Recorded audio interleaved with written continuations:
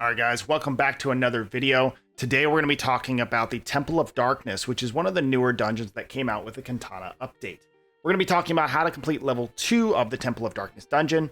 As usual, if you can't do level 2, again, my runes, my monsters, probably a little bit better than many of yours at the moment. So just do level 1, and as you get more powerful, you'll be able to do level 2 as well. So the runes you get from here, not bad. You get the shield runes, which can be very useful on squishier assassin type DPS monsters, since they tend to be a little bit squishier and often targeted first. So that shield rune gives them an initial shield at the start of the battle. Still one of the weaker sets out here, but there's destroy runes here as well. Destroy is an extremely powerful PvP rune set. As you guys might know, destroy, every time you do damage and you have destroy set on, 30% of the damage dealt will then destroy that target's HP. So very, very nice use in longer battles. Many of the battles that we see in Brawl Arena are long, tanky, brawly sort of matches that take a while. And the person that brings more destroy runes tends to be the one that comes out on top. Okay, guys, let's go into the selection screen here. I'm going to show you first my team, the ones that I'm using, and then I'll show you some more options that you can use in the future. All right, so for this one, I just kind of keep both skills on, both the Juno skill 1 and the Juno skill 2, and the ultimate, of course. I've got Cleaf Waterstaff again. Cleaf Waterstaff, very good. Applies attack break and defense down. The Tessarian's also applying defense down as well. Now, this boss can be quite tricky. One of the main mechanics of this boss is that when they get down to low health, they're going to pop a revival buff, allowing them to revive with higher health again.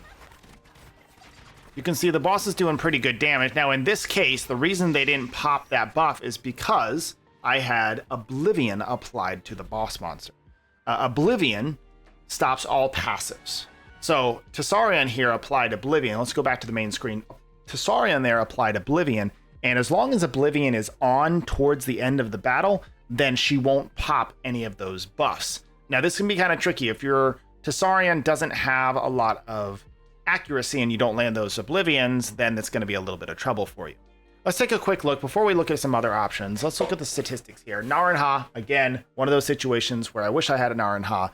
She does really well in this dungeon, obviously for big damage, but also because of the block beneficial effects. So Narinha can apply block beneficial effects, and when she does that, that buff that the boss monster creates and revives itself won't apply. That buff won't happen.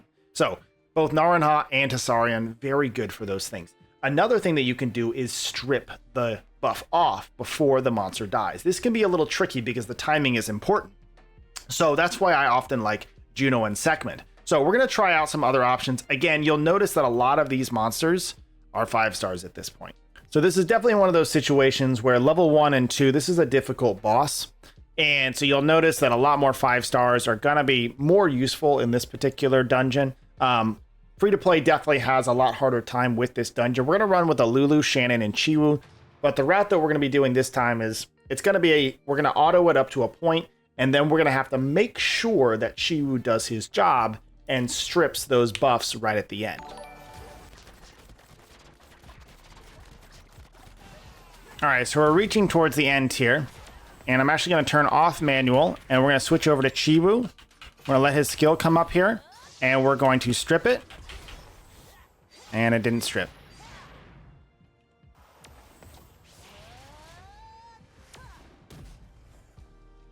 Like I said, we're going to strip it, and it just applies again.